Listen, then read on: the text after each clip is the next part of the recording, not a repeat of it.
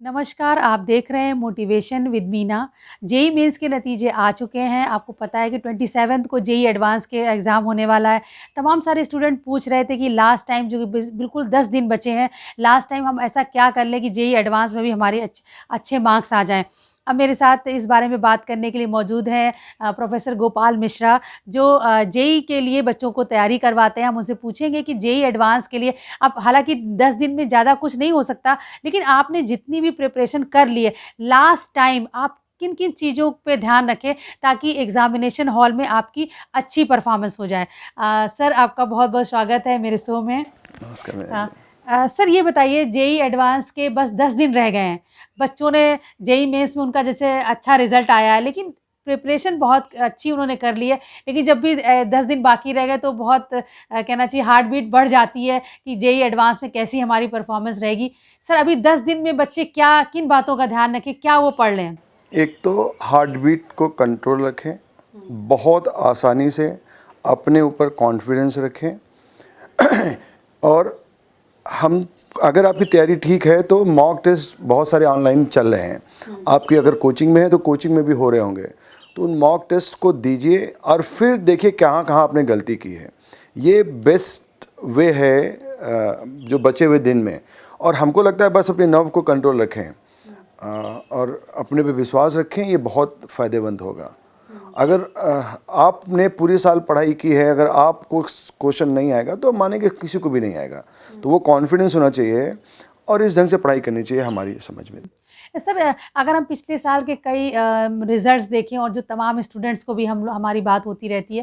Sir कई बार ऐसा देखा था जेईई मेंस में पता लगा उनके मार्क्स मिले हैं, अच्छी उनकी रैंक भी आई है, लेकिन पता लगा एडवांस में जब जाते हैं तो उनकी परफ़ॉर्मेंस डाउन हो जाती है। अब देखिए 10 दिन में ज़्यादा कुछ तो नहीं हो सकता, बस ये है कि क्या हम गलतियाँ करते हैं? आप इतने स्टूडेंट्स को पढ़ाते हैं, आपने देखा है कि क्या स्टूडेंट से क्या ऐसी गलतियाँ हो जाती हैं कि एडवांस में आके उनकी परफ़ॉर्मेंस डाउन हो जाती है? नहीं, एडवांस का पेपर जो है जैसे भाई क्या होता है ना कि बहुत सारा मेहनत करने से आप बहुत पहले कोचिंग पढ़ने लगते हैं तो आपको बहुत सारे क्वेश्चंस मेंस में क्या होता है, वो बहुत सारे क्वेश्चन आपको किए हुए आ जाते हैं जिनको आपने पास में प्रैक्टिस कर रखा है। लेकिन एडवांस का पेपर में ऐसा नहीं होता है और एडवांस के पेपर का जो मतलब ऑप्शंस होते हैं वो बहुत ढंग से बने होते हैं। तो उसके लिए फिर आपका जब बहुत भाई मेंस में हमको लगता है कि बहुत सारा प्रैक्टिस करने से भी आपकी रैंक अच्छी आ जाती है। एडवांस में जब आपका कॉन्सेप्ट क्लियरेंस बहुत अच्छा होगा और जैसे होता है ना, बच्चे मेहनत बहुत कर रहे हैं, कुछ बच्चे होते हैं बहुत ढंग से समझते हैं उसको और फिर उसको अप्लाई करते हैं, तो हो सकता है एडवांस में उनकी रैंक कम आई, मेंस में कम आई हो, लेकिन एडवांस में फिर वो सक्सीड करते हैं। तो हमको लगता है कि सब्जेक्ट को बहुत संभल के और बहुत जल्दीबाजी में नहीं, तुम्हारी प्रैक्टिस भी काम आती है, लेकिन इसमें अंडरस्टैंडिंग की ज़्यादा ज़रूरत पड़ती है क्योंकि आपने कॉन्सेप्ट को बहुत ढंग से पढ़ा है, तभी एडवांस का पेपर ढंग से हो पाता है, इसलिए रैंक का डिफरेंस आता है। मतलब आप कह रहे हैं कि सब्जेक्ट में जो आपकी अंडरस्टैंडिंग है, आपका कॉन्सेप्ट अगर क्लियर है, हाँ, तो तो फिर एडवांस बहुत आसान है। और मेंस में कभी कभी आपकी प्रैक्टिस काम आ जाती है, कभी कभी नॉर्मली आ ही जाती है। आपने बहुत जम से मग किया हुआ है और पढ़ा हुआ है तो चल जाता है, इसलिए उनके हाई स्कोर बाद में एडवांस में कम हो जाते हैं। लेकिन ऐसा नहीं कि अगर आपका हाई स्कोर उसमें भी इसमें भी आ सकता है, तो उसलिए डिफरेंस रहता है। चलिए सर आपने एक अच्छी उम्मीद जगाई है कि अगर मेंस में भी आपके कुछ मार्किंग कम है या रैंक कम है तो आपको घबराने की ज़रूरत नहीं है। आपकी मेंस में अच्छी परफ़ॉर्मेंस नहीं हुई तो आप एडवांस में अच्छी परफ़ॉर्मेंस आपकी हो सकती है। सर ये बताइए होती नहीं ऐसा मीना जी, पास में अगर हिस्ट्री देखे ना तो बहुतों के संग ऐसा हुआ है कि इनकी रैंक तो मेंस में बहुत कम है, एडवांस में they got very high rank. और बेसिकली क्या, वो ठहरे हुए और संभल के चलने वाले हैं, जल्दी से घबराते नहीं। तो मैं ये भी कहूँगा जिनको मेंस के टॉपर हैं वो घबराए नहीं कि मेंस टॉप किया तो आप एडवांस भी टॉप करोगे, क्योंकि ये तो 3 घंटे का रहता है कभी कभी। सो अगर आप ठहर के चलोगे, संभल के चलोगे, तो मेरे को लगता है कि मेंस वाली आप उसको रिपीट कर सकते हो। बिल्कुल। और जिनकी जेईई मेंस में अच्छी रैंक आई उन्हें ओवर कॉन्फिडेंस में भी नहीं रहना चाहिए सर। राइट, 100%। पता लगा आप ओवर कॉन्फिडेंस में हो गए और एडवांस में फिर आपकी परफॉर्मेंस अच्छी नहीं हो पाई। सर अब सिर्फ 10 दिन बचे हैं और ज़ाहिर-सी बात जिसने बहुत अच्छी प्रिपरेशन की होगी, इसका बहुत अच्छा कॉन्सेप्ट क्लियर होगा, उसी की परफॉर्मेंस अच्छी हो पाएगी। लेकिन सर लास्ट टाइम 10 डेज़ में रिवीजन पॉइंट ऑफ व्यू से आपको क्या वो की पॉइंट्स हैं जिस पे स्टूडेंट्स को चेक कर लेना चाहिए? भाई जैसे आपने मॉक टेस्ट दिया और आपने कोई क्वेश्चन गलत किया, तो आपको देखना चाहिए कि वो क्यों गलत हुआ, मतलब कहीं ना कहीं आपके अंडरस्टैंडिंग में प्रॉब्लम होगी तभी आप ऑप्शन गलत कर पाए। तो फिर अगर ऐसे चेक करके और वापस जाके आप फिर थ्योरी में और जो आपके पास नोट्स हैं या कहीं से उस ढंग से आप करोगे तो फिर आपको एडवांटेज होगा। तो आपको सेल्फ चेक करना पड़ेगा कि आपने एक क्वेश्चन गलत किया तो कहाँ पे गलती थी। भाई आपने जब आपने पूरा सब्जेक्ट पढ़ रखा है फिर भी आपसे गलती हो गई, तो जब आप वो करो तो उन गलतियों को आप एक तरफ मतलब नोट कीजिए और उसके बेस पे आप थ्योरी को वापस एक बार रिव्यू कीजिए, तो बहुत फ़ायदा होगा। और यही मतलब हमने भी किया अपने पास में, और यही बेस्ट वे है टू अपनी एरर्स को कम करने का मेथड है। मतलब आप ये कह रहे हैं कि अगर आप इस बीच जो 10 दिन का टाइम इसमें मैक्सिमम आप मॉक टेस्ट दीजिए, और इससे अगर आपको लगता है कि मेरा कोई सवाल गलत हो गया तो देखिए कॉन्सेप्ट में कहाँ कमी रह गई, आपने क्यों गलत आंसर लिखा। अगर अभी भी आप उस कॉन्सेप्ट को क्लियर कर लेते हैं तो जेईई एडवांस में आपको काफ़ी हेल्प हो सकती है। सर एक और बात है, जो तमाम स्टूडेंट बहुत अच्छी प्रिपरेशन करते हैं लेकिन कई बार एग्जामिनेशन हॉल में उनके कुछ क्वेश्चन छूट जाते हैं, यानी कि वो स्पीड और टाइम मैनेजमेंट नहीं हो पाता है, इसके लिए क्या करना चाहिए? इसके लिए मैं बताऊं ना कि जैसे हुआ क्या, हमारी प्रिपरेशन अच्छी हो, हम बहुत कॉन्फिडेंट हैं, हमने पेपर खोला और पहले ही 2 क्वेश्चन हमको नहीं आए, सो एकदम से क्या होता है ना कि आप डिस्टर्ब होते हो, अरे बाप रे अब क्या होगा। तो उस पॉइंट पे आपको संभल के रहना है कि ऐसा नहीं है कि आप कितना भी पढ़ लो, हो सकता है क्वेश्चन उस वक्त आपको ना आए क्योंकि वो उस टाइम स्ट्राइक नहीं कर सकता है। तो आप कभी भी अपना कॉन्फिडेंस लूज़ नहीं करेंगे, और वही कहना कि वॉरियर की टाइप से कि अब अभी ठीक है, आप अगले क्वेश्चन में बढ़ जाइए, और एक बार क्वेश्चन आना चालू होते हैं तो फिर वो फिर आने लगते हैं, तो उस वक्त घबराना नहीं है आपको। आपने कहा कि नहीं तो मेरे को मैथ तो बहुत अच्छी है और मेरे को मैथ में 100% मार्क्स आते रहे, कोचिंग में यहाँ भी आ जाएंगे, और हो सकता है पहले क्योंकि ये फाइनल मैच है।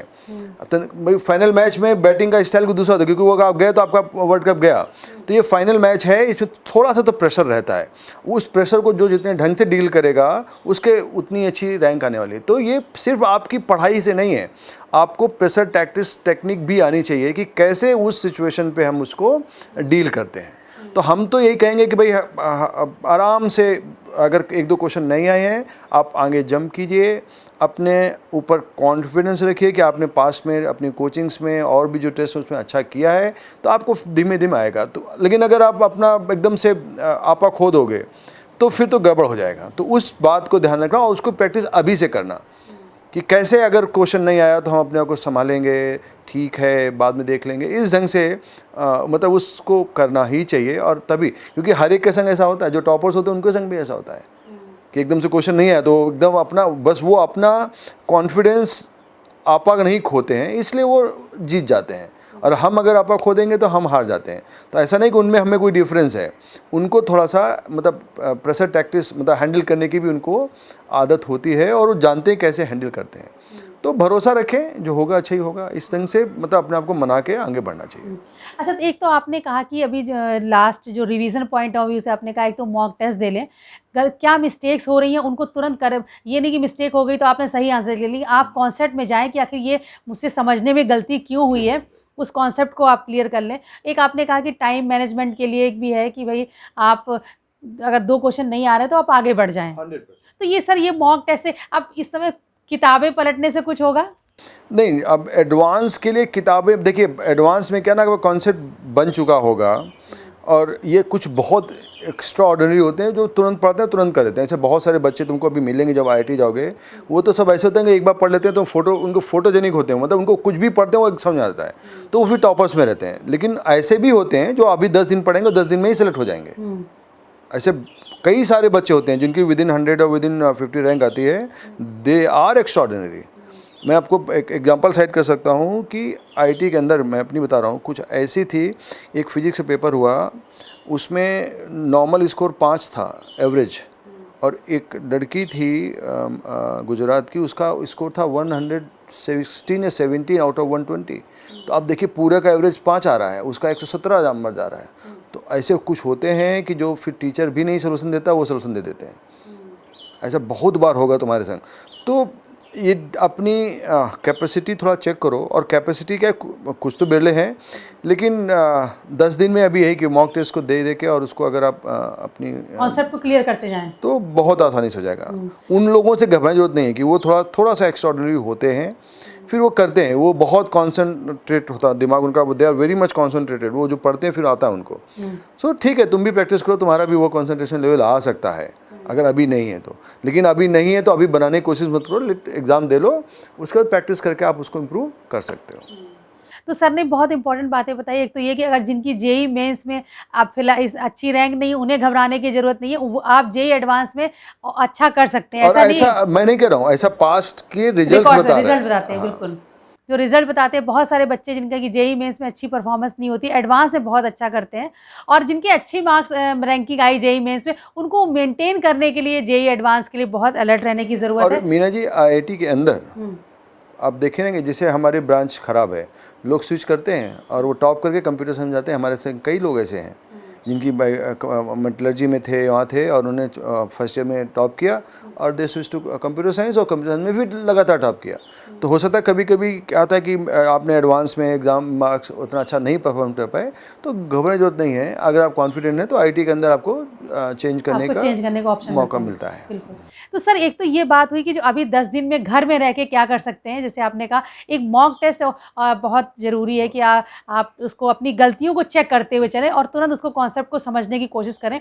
इसमें लास्ट टाइम में आप यही कर सकते हैं। Right ma'am. अच्छा, कोई और चीज़ जेई एडवांस में कोई चीज़, कोई फार्मूला रटने की, कोई ऐसी चीज़ की कोई नहीं, ये कोई तो तरीका काम आएगा? फॉर्मूला रटने से काम नहीं आएगा, लेकिन आप अगर चाहो तो एक बार देखते जाओ। जो भाई, आप कभी कभी कोई चीज़ आपको उस वक्त नहीं समझ में आती है, वो आपका कमज़ोर रहती है, तो आप उनका जो है ना एक अलग से लिस्ट बना लो और उसको एक दिन में एक बार रिवीजन करते चलो। भाई कई बार ऐसा होता है कि वो चीज़ एकदम समझ नहीं आई हमको, लेकिन हमने उसको ऐसा कर लिया कि हम ऑप्शन टिक कर सकते हैं। तो उन चीज़ों की फिजिक्स, केमिस्ट्री, मैथ में लिस्ट बना लो और उनको चाहो तो आप हर रोज़ एक बार देखते रहो। तो ये हेल्प करता है। ये वो है, उसकी प्लानिंग है कि भाई कोई कॉन्सेप्ट कई बार पढ़ने के बाद नहीं समझ में आ रहा है, लेकिन ओवरव्यू उसका आया है हमको समझ में, तो उसको आप रख लो और उसको आप चाहो तो रोज़ एक बार देख लो, तो और भी फ़ायदा हो जाएगा आपको। सर ये तो बात हुई कि अभी 10 दिन में घर में रह के क्या करेंगे, कॉन्सेप्ट क्लियर करेंगे, मॉक टेस्ट देंगे, गलतियों को पहचानेंगे और अपने कॉन्सेप्ट को दोबारा से क्लियर करेंगे।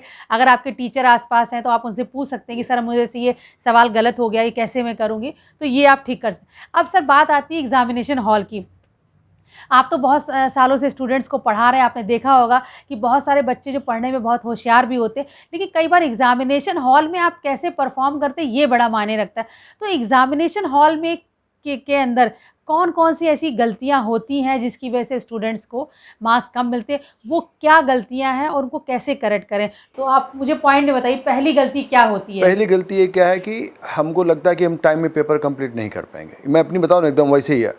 और हम फिर क्वेश्चन को पढ़ने में जल्दी करते हैं, और क्वेश्चन पढ़ने में जब जल्दी करते हैं तो उसमें होता है is correct, which option is not correct या आर नॉट करेक्ट, और हम उसको जल्दी से पढ़ जाते हैं, हम करेक्ट ऑप्शन को चूज़ करने लगते हैं।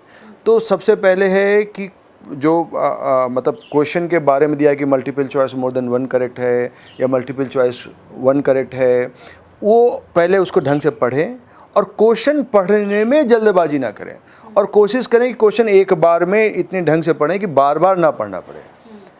ऐसा होता है कि आप आधा पढ़ा फिर लगाया क्वेश्चन को बहुत, क्योंकि अगर आप क्वेश्चन जल्दी पढ़ोगे तो 5 सेकंड का एडवांटेज रहता है, और अगर गलत कर गए तो फिर वो एडवांटेज बहुत। तो क्वेश्चन को पढ़ने में जल्दबाजी एकदम नहीं करना चाहिए। अगर आपको 5 सेकंड ज़्यादा लग रहे हैं, क्योंकि वो ये कैट वाला एग्ज़ाम नहीं कि बहुत जल्दी पढ़ के करना है, इसमें आपको सफिशिएंट टाइम रहता है, तो हड़बड़ाहट में नहीं करें। क्वेश्चन पढ़ने में हमको लगता है थोड़ा, अगर 5 सेकंड 6 सेकंड ज़्यादा लगता है तो आप उसको लगाओ, लेकिन प्रॉपरली समझ के ही उसको आगे बढ़ो, जल्दीबाजी। और दूसरी बात, अगर क्वेश्चन ना आए तो घबराइए मत, क्योंकि अगर आपने बहुत अच्छी पढ़ाई की और आपको क्वेश्चन नहीं आया तो मानो फिर किसी को नहीं आ रहा होगा। ऐसा कॉन्फिडेंस उस वक्त आपके पास होना चाहिए कि जब हमने को मैं इतना ढंग से पढ़ के, अगर मेरे को नहीं आ रहा तो यार फिर लगता है कि हमको नहीं आ रहा तो सबको आ जाएगा, तो ऐसा नहीं है। वहाँ पे अपना, क्योंकि पेपर टफ है तो सबके लिए टफ है, और आईटी में ऐसे कई बार हुआ है कि मतलब अगर आप देखें तो 5-5, 6-6 उसकी एवरेज मार्किंग आती है आउट ऑफ 100। तो उसमें पेशेंस लूज करने की जरूरत नहीं है। अच्छा, आपने 2 बातें बताई, एक तो ये कि क्वेश्चन को बहुत ध्यान से पढ़ना है, जल्दीबाजी में टिक करने के चक्कर में ना रहे। आपने एक उसमें, क्योंकि टाइम मैनेजमेंट बहुत इंपॉर्टेंट है, आपने एक बार क्वेश्चन को पढ़ा, फिर आपको आंसर नहीं आ रहा, फिर आप दोबारा क्वेश्चन पढ़ रहे हैं, इसमें टाइम निकल जाएगा। पहली बार में सवाल को बहुत ध्यान से पढ़ें, समझें। और दूसरी बात सर ने कही है कि अगर आपको क्वेश्चन नहीं आ रहा तो घबराने की ज़रूरत नहीं है। अगर टफ पेपर है तो आप मान के चलिए सारे स्टूडेंट्स के लिए टफ है, आप कॉन्फिडेंस लूज नहीं कि आप घबरा गए, अरे 2 नहीं आ रहे, फिर जब तीसरा पढ़ेंगे तो आपको लगेगा तीसरा भी नहीं आ रहा है। वो बहुत। और मीना जी, ऐसे तो आप बता ना, मेरे को पास में एक्सपीरियंस है हमारे दोस्तों संग, फिर जैसे उनको पहले 2 क्वेश्चन नहीं आए और फिर धीमे धीमे उनको क्वेश्चन आना चालू करते हैं तो फिर सब आ जाते हैं। तो हमको किसी भी ढंग से अपना कॉन्फिडेंस लूज नहीं करना है एग्जामिनेशन में, क्योंकि फिर आप अच्छे हो, आप हो सकता है विदिन 100 रैंक आने वाली हो, आप 1000 बाहर चले जाते हो। तो थोड़ा सा अपने आप पे कंट्रोल करके अगर करोगे तो होता है। और ये हम अपने पास एक्सपीरियंस से और अपने खुद के एक्सपीरियंस से ही बातें बता रहा हूँ। हिस्ट्री यही है कि भाई हिस्ट्री में जो हुआ हम पढ़ते इसलिए कि भाई वो रिपीट ना हो हमसे। वरना बोलते हैं हिस्ट्री क्यों पढ़ना, हिस्ट्री इसलिए पढ़ते हैं कि भाई ये जो गलतियाँ हमारे पास्ट में हुई हैं वो हम ना करें, यही हिस्ट्री का एडवांटेज है हमारे पास। तो आप जो सर जो सुझाव दे रहे हैं वो इस हिसाब से कि जो स्टूडेंट्स एग्ज़ाम देकर आए उन्होंने क्या क्या गलती की, उसके ही हिसाब से आप बता रहे हैं। तो 2 बातें आपने बताई, एक तो सवाल को बहुत ध्यान से पढ़ना है, सवाल नहीं आता है तो बिल्कुल घबराने की ज़रूरत नहीं है। आप मान के चलिए टफ पेपर सभी के लिए, आप नेक्स्ट क्वेश्चन पे जाएं और एक बार आपको सवाल आने शुरू हो जाएंगे तो फिर आपको आते जाएंगे, कॉन्फिडेंस आपका बढ़ता जाएगा। रहता है। और एग्जामिनेशन हॉल में और क्या मिस्टेक होती है सर? एग्ज़ाम जैसे हमको हमारा अपना बताना, एग्ज़ामिनेशन में जाने से पहले हमें अपने दोस्तों से बात नहीं करनी चाहिए कि मालूम नहीं कब को क्या नेगेटिव बोल दे और आपको स्ट्राइक कर जाए और अगले 3 घंटे आप पे ख़राब हो जाए। तो हमारी समझ में जो हमारा अपना पर्सनल ओपिनियन है, घर से पॉजिटिव होके जाइए और स्ट्रेट गो टू द, क्योंकि कुछ मिल जाते हैं, अरे यार मेरे को ये भी नहीं आता, मैंने ये भी नहीं कर पाया और अभी क्या होगा यार, ये सब में बहुत ज़्यादा दिमाग ख़राब होता है। और वो 3 घंटे में आपको बहुत कूल और काम रहना है। तो हमारी समझ में एग्ज़ामिनेशन जाने से पहले आपको पापा से बात कर लो, मम्मी से बात कर लो, लेकिन वहाँ जाके दोस्तों में, क्योंकि कब कौन सी बात आपको स्ट्राइक कर जाए और आपका जो है ना केमिकल बैलेंस ख़राब हो जाए और 3 घंटे आपके, ये मैं खुद की बता रहा हूँ मैं आपको। तो उस वक्त आप एग्ज़ाम में जाइए, एकदम शांत रहिए, किसी से बात मत कीजिए, जो हो गया आपने कर लिया, आप अगले 10 मिनट में कुछ करना पाओगे आराम से। मतलब ये हमारा है कि आप सीधे स्ट्रेट फॉरवर्ड एग्ज़ाम में जाए, एग्ज़ाम दीजिए, ख़त्म हो जाए, फिर आप बात कीजिए क्या हुआ क्या नहीं हुआ। मतलब आप कह रहे हैं एग्जाम के पहले दिमाग में किसी भी तरह का नेगेटिव थॉट या कोई जैसे कहते हैं एंजाइटी, ये सब नहीं लाया, क्योंकि दोस्तों से बात करने में एंजाइटी आ जाती है कि वो कुछ ना कुछ क्या बोल दे मालूम नहीं किसी को, और उसको तो सिलेक्शन के लिए इतना सीरियस है नहीं। तो हमको लगता है कि आप सीधे जाइए एग्जाम सेंटर में, एग्ज़ाम दे लीजिए, उसके बाद क्या है वो बात कीजिए, डिस्कस कीजिए। बिल्कुल। तो एग्जामिनेशन हॉल में जाने से पहले आपको बेकार की बातों में नहीं पढ़ना है, पढ़ाई करिए और आप सीधे एग्जामिनेशन। और इस 10 दिन में खासकर टीवी भी मत देखिए कि टीवी में बहुत सारी नेगेटिविटी चल रही है कि ये हो गया, चीन ने वो कर दिया, और आपके दिमाग में बात है कि यार अब क्या होगा हमारे देश को। ये तो हमको लगता है कि 10 दिन एकदम मतलब सोशल मीडिया से आउट ऑफ टच रहें, क्योंकि उसमें हम सोशल मीडिया को अवॉइड नहीं कर रहे हैं, लेकिन अब कौन सी बात है आपको लग गई यार क्या देश में क्या हो रहा है, तो सब लोग भुखमरी में मरे जा रहे हैं, कोरोना इतना फैला जा रहा है, तो वो भी आपको कहीं ना कहीं आपको डिप्रेस करती है। तो इस वक्त सिर्फ आप अपना मॉक टेस्ट के लिए सोशल मीडिया में जाइए और बाकी सब कुछ शट डाउन कर दीजिए। इवन पापा से बोलिए कि इस तरह की बातें भी ना करें, क्योंकि कहीं से भी आपका कॉन्फिडेंस जो है ना, क्योंकि यही लग गया कि यार क्या फालतू में, अब तो दुनिया में कुछ रहे नहीं है, क्या करेंगे पढ़ के, वो भी एक नेगेटिव हो गया। उससे भी आपका जो है ना वो स्पीड कम होती है, आपका जो टाइम है वो उसमें गड़बड़ाता है। तो हमारी समझ में पूरी तरह से इस वक्त सोशल मीडिया, दोस्तों से चैट, जो दोस्त अच्छे हैं सिर्फ पढ़ाई की बात कीजिए, और कोई नेगेटिव थाट आए कि यार क्या करेंगे, अब तो पढ़ाई में रखा ही नहीं, अब तो जॉब ही ख़त्म हो रही है, तो इस सब की नेगेटिव थाट में कहीं ना कहीं आपको बैकअप द माइंड वो स्लो करता है आपकी मेमोरी को। तो उससे बचिए इस 10 दिन में, और थोड़ा सा योगा अगर करें, कॉन्सेंट्रेट करें 5-10 मिनट का, तो वो बहुत एडवांटेजेस रहेगा। अच्छा, एक तो एग्जामिनेशन हॉल में आपने 3 बातें बताई। एक तो एग्जामिनेशन हॉल में जाने से पहले आपको दोस्तों से बेकार की चैट करने की ज़रूरत नहीं है, और दूसरा ये कि आपने कहा कि क्वेश्चन ना आए तो आपको घबराने की ज़रूरत नहीं है, सवाल को ध्यान से पढ़ना। और क्या एग्जामिनेशन हॉल में और क्या ध्यान, इसे एक बहुत बड़ा रिस्क रहता है बच्चों के साथ में कि नेगेटिव मार्किंग हो जाती है, कोई सवाल नहीं आया, और तो वो आप मुझे बताइए कि नेगेटिव मार्किंग से कैसे बचना है। देखिए जैसे हम लोग अगर आईआईटी में बात करें तो जिसमें एक ऑप्शन करेक्ट होता है, मतलब multiple choice one option correct, उसमें +3 है और -1 है, और आपको लगता है किसी दो ऑप्शन में हम मतलब इस 4 ऑप्शन में आपने 2 को तो आउट कर दिया, अब 2 में बच रहा है कि ये ए वाला है कि बी वाला है, तो फिर आपको वहाँ पे इट इज़ योर बोलते हैं ना इंटेलिजेंस कि यार +3 मिलेगा, 1 जाएगा। अगर आपने 3 क्वेश्चन अटेम्प्ट किए, 4 क्वेश्चन अटेम्प्ट किए, 1 सही मतलब हो गया और 3 गलत हो गए, तो आप 0 हो जाओगे। तो वहाँ पे हमको लगता है थोड़ा सा आप डिसीजन ले लो। अगर लगता है कि ये option A is 70% correct and B is, तो आई थिंक कि एक बार आपको जाना चाहिए, क्योंकि रिस्क लेना चाहिए, वो भी बहुत कैलकुलेट होके।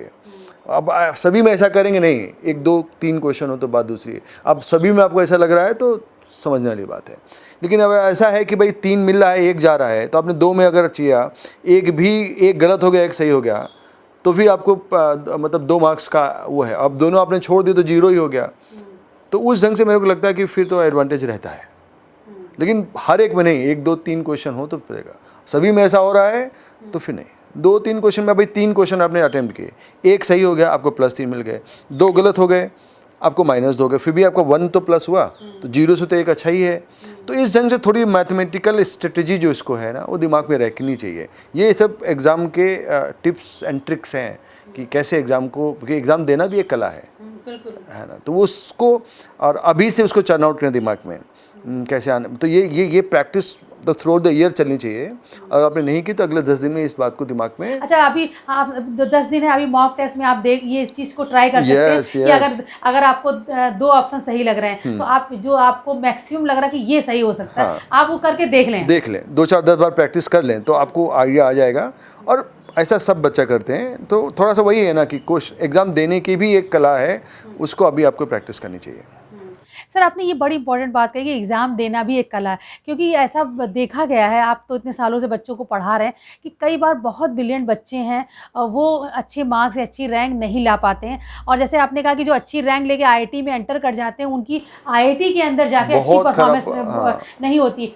तो लेकिन हमें ऐसी कोशिश करनी है कि जो बच्चा ब्रिलियंट है, वो एक जो आपने कहा एग्ज़ाम देना भी कला है, वो कला क्या है? थोड़े अगर चीज़ें आप बताएं, जैसे आपने कहा कि नेगेटिव मार्किंग को चेक कर लें, थोड़ा सा रिस्क लेके अगर कर सकते हैं। कला नहीं है, उसको हम लोग बोलेंगे कि हम उसको भी प्रिपेयर करें। जैसे फिजिक्स केमिस्ट्री मैथ प्रिपेयर कर रहे हैं, तो एग्ज़ाम देने को भी हम प्रिपेयर करें कि कैसे एग्ज़ाम दिया जाता है, कि क्वेश्चन कैसे पढ़ना है, कितना टाइम वहाँ पे स्टिक करना है, जल्दी से नहीं पढ़ना है। नेगेटिव पॉजिटिव मार्किंग है तो उसको भी पहले से प्रैक्टिस करके रखते हैं कि भाई हमको देखें कि नॉर्मली हमारे को अगर 2 में डाउट है तो मेरा चल जाता है, तो उसको कैलकुलेटेड रिस्क बोलते हैं, थोड़ा लेके काम करना चाहिए। यही एग्ज़ाम की मतलब देने की कला है। एग्ज़ाम में शांत रहना है, किसी से बात नहीं करनी है, जाने से पहले शांत होकर जाना है, फुल कॉन्फिडेंस में जाना है कि जो होगा देख लिया जाएगा, अब तो जो कुछ किया करेगा, और कोई भी नेगेटिव थॉट लेके नहीं जाना है कि यार अब क्या होगा, अब तो हमने ये छोड़ दिया, वो छूट गया। कभी कभी होता है, नहीं फ़र्क पड़ता उससे, तो कोई नेगेटिव थॉट से नहीं जाना है। ये एग्ज़ाम मतलब इसकी भी एक तैयारी होती है कि थॉट हमारे पास पॉजिटिव ही लेके जाएंगे। नहीं, एक बात सर, और जैसे एग्जामिनेशन हॉल में आपने कहा कि ये बात सही है कि स्ट्रेटजी बहुत मायने रखती है, और एक तो ये बताइए। बहुत नहीं, वो भी मायने रखती है। सिर्फ स्ट्रेटजी, ये सब्जेक्ट नहीं आता तो क्या करेंगे। स्ट्रेटजी भी मायने रखती है कि जब, क्योंकि कंपटीशन में बहुत कम अंतर में रैंक चेंज होती है, और आपको 2 मार्क्स भी कम हो गए तो आपकी रैंक काफ़ी ऊपर नीचे हो जाती है। तो स्ट्रेटजी ही नहीं, स्ट्रेटजी भी मायने रखती है अगर आपको अच्छा करना है तो। सब्जेक्ट तो आनी ही चाहिए आपको। सर, 3 सब्जेक्ट होते हैं, फिजिक्स, केमिस्ट्री, मैथ, तो क्या इसमें भी, जैसे आपने कहा कि किसी की फिजिक्स बहुत अच्छी होती है, लोगों को लगता है मेरी फिजिक्स बहुत अच्छी है, किसी को लगता है मुझे मैथ में बहुत अच्छी कमांड है, तो क्या एग्ज़ाम जब दे रहे हैं तो क्या ऐसा करें कि पहले मैथ, जिसकी मैथ अच्छी है वो मैथ के क्वेश्चन पहले अटैम्प्ट करे? ये ठीक है, ये बात अच्छी है, ये तो अच्छी बात है। जिसको कॉन्फिडेंस हो उसी से पेपर से उसको स्टार्ट करना चाहिए। उसको उसका एडवांटेज रहता है कि वो जल्दी भी जाता है, और अगर अच्छा हो गया तो फिर आपका कॉन्फिडेंस बूस्टअप होता है, और फिर अगले भी हो जाते हैं। तो जो आपका स्ट्रॉन्ग सब्जेक्ट है, आपको वहीं से जाना चाहिए। अच्छा, एक और बात कि आपने कहा कि देखिए बहुत बड़ी बात है, डाउट हो रहा है 2 क्वेश्चन में, पता नहीं क्या सही है। प्लस कभी-कभी आप जैसे यही तो जो नेशनल कॉम्पिटिशन होते हैं उनकी यही ख़ास बात होती है कि वो बोर्ड एग्ज़ाम की तरह नहीं कि सीधे सवाल पूछा जा रहा है, घुमा ऑप्शन के में बहुत ऑप्शन करता में है, बहुत घुमा के पूछा जाता है। इसी में बच्चों का जो टाइम मैनेजमेंट है वो बिगड़ जाता है। बहुत एक और बिगड़ता है। बहुत आईआईटी एडवांस की जो बात है, क्वेश्चन तो 12th स्टैंडर्ड का ही होता है और most of the time NCERT से ज़्यादा बाहर नहीं जाता है वो, most of the time. Math में कभी कभी चलाता है क्योंकि मैथ थोड़ा सा अब्स्ट्रैक्ट सब्जेक्ट है, लेकिन वो ऑप्शन में ऐसा फंसते कि बहुत सारा टाइम जाता है, तो वो बहुत संभल के करने वाली बात है कि ऑप्शन की क्रिएशन ही ब्यूटीनेस है पेपर की। सर वही मैं कहने जा रही थी कि जैसे आपने कहा इतना घुमा के आता तो 12th स्टैंडर्ड का ही है, एनसीईआरटी से की बुक्स आपने पढ़ी है। हम पिछले भी जितने भी इंटरव्यूज़ हुए हमने सारे टॉपर्स ने भी यही बताया कि एनसीईआरटी की बुक्स को पढ़ना चाहिए, वहीं से सारे सवाल आते हैं। लेकिन सर हमारा कोई सवाल छूट ना जाए, क्योंकि अगर आपने 10 क्वेश्चन छोड़ के आ गए तो नेचुरली बड़ा लॉस हो जाता है, तो वो हमारे क्वेश्चन ना छूटे। कई बार जैसे आपने कहा कि मैथ में कमांड है, हम मैथ के सवाल पहले करते चले जा रहे हैं, फिजिक्स आते-आते आपने देखा अरे टाइम तो बहुत कम बचा हुआ है। तो ये लाखों स्टूडेंट बैठते हैं सर, और ये बहुतों के साथ में ये होता है कि आप जब लास्ट टाइम पहुँचते हैं तो आपके सवाल बहुत सारे, टाइम बहुत कम है। तो ये जो टाइम मैनेजमेंट है इससे निपटने का कोई तरीका है? नहीं, इसके निपटने के तरीके के कॉन्सेप्ट बहुत अच्छे से अगर क्लियर होंगे आपको, तो आपका टाइम मैनेजमेंट हो जाएगा। क्योंकि आप कुछ पढ़ते ही पढ़ते, क्योंकि बिटवीन द लाइंस ऑप्शंस होते हैं, तो अगर आपका कॉन्सेप्ट बहुत क्लियर है तो आपको फर्स्ट दिखता है, तो आपको टाइम कम लगता है। जब आपको कॉन्सेप्ट क्लियर नहीं होगा, आप वहीं पे उसको डेवलप करोगे तो आपको टाइम, तो इसीलिए कहीं प्रिपरेशन पहले से होनी चाहिए। भाई अब आप वहीं पे सोच रहे हो कि आपने पढ़ा है, कैसे अप्लाई करेंगे, तो टाइम जाएगा। तो इसके लिए इतना मॉक टेस्ट और एक्सेस जो आप प्रैक्टिस करके आए हो, वो इसीलिए है कि वहाँ पे थोड़ा आपको डिसीजन मेकिंग फास्ट हो जाए आपकी। लेकिन और कोई मेथड नहीं कि आपको जितना कॉन्सेप्ट क्लियर होगा स्पीड उतनी अच्छी बनेगी आपकी। अदरवाइज़ फिर तो आप लगेगा ये भी करेक्ट है वो भी करेक्ट है, तो फंसते हैं। उसके लिए है कि आप मतलब वही चीज़ों को वो ढंग से पढ़ें। बिल्कुल। तो सर आपने बहुत अच्छी इन्फॉर्मेशन दी। चलते लास्ट में मैं 2 चीज़ें जो आपके की पॉइंट्स हैं उस पे मैं बात कर लेती हूँ कि एक तो आपने कहा है कि लास्ट टाइम जो 10 डेज़ है उसमें आप मॉक टेस्ट करें, मॉक टेस्ट दें, अपनी गलतियों को आइडेंटिफ़ाई कर लें। ये अच्छा समय है कि आप अपनी गलतियों को आइडेंटिफ़ाई कर लें कि कहाँ कॉन्सेप्ट में मेरी गलती आ रही है, क्योंकि हो सकता है मॉक टेस्ट का सवाल ना आए लेकिन उससे मैच करता हुआ कोई क्वेश्चन आ सकता है, तो आपको मॉक टेस्ट में अपने कॉन्सेप्ट क्लियर करने का एक मौका मिलेगा। एक आपने कहा टाइम मैनेजमेंट को ध्यान में रखना है, और दूसरी बात आपने कही कि अगर कोई एग्जामिनेशन हॉल में अगर कोई सवाल आपको नहीं आ रहा, आपको घबराना नहीं, विदाउट वेस्टिंग टाइम आपको नेक्स्ट क्वेश्चन पे जाना है, और ताकि आपका कॉन्फिडेंस बना रहे। और दूसरा आपने ये कहा कि अगर जो सब्जेक्ट में आपको कमांड है उस सब्जेक्ट हमारी समझ में बच्चों यही है कि एडवांस का पेपर तो वही आपके एनसीईआरटी से आएगा, और ऑप्शंस बहुत ढंग से बनाते हैं। जेई पेपर की यही ब्यूटीनेस होती है कि ऑप्शंस क्रिएशन बहुत अच्छा होता है। तो अगर आप ढंग से कॉन्फिडेंस से करोगे तो सक्सेस मिलेगी। Best of luck. चलिए, थैंक यू। तो ये थे प्रोफेसर गोपाल मिश्रा, जिन्होंने एग्ज़ाम को लेकर, जेईई एडवांस को लेकर उन्हें बहुत अच्छी कुछ पॉइंट्स बताए हैं। ख़ास तौर पे आपको अभी 10 डेज़ में क्या करना है, इसके बाद एग्ज़ामिनेशन हॉल में क्या करना है। ख़ास तौर पे जो आप लोगों ने नेगेटिव मार्किंग के लिए कहा था, उसके लिए सर ने बताया है कि अगर थोड़ा-सा आपको लगता है कि ये ऑप्शन सही हो सकता है, तो एक मिनिमम रिस्क लिया जा सकता है विद कैलकुलेशन। और मुझे उम्मीद है कि जो आज प्रोफेसर गोपाल मिश्रा ने हमें जो टिप्स बताए हैं वो आपके बहुत काम आएंगे, और जेईई एडवांस के लिए आपको बेस्ट ऑफ लक। आप देखते रहिए motivation with Meena. Other subjects में जो और भी एग्ज़ाम आने वाले हैं उनके बारे में हम आपसे फिर चर्चा करेंगे।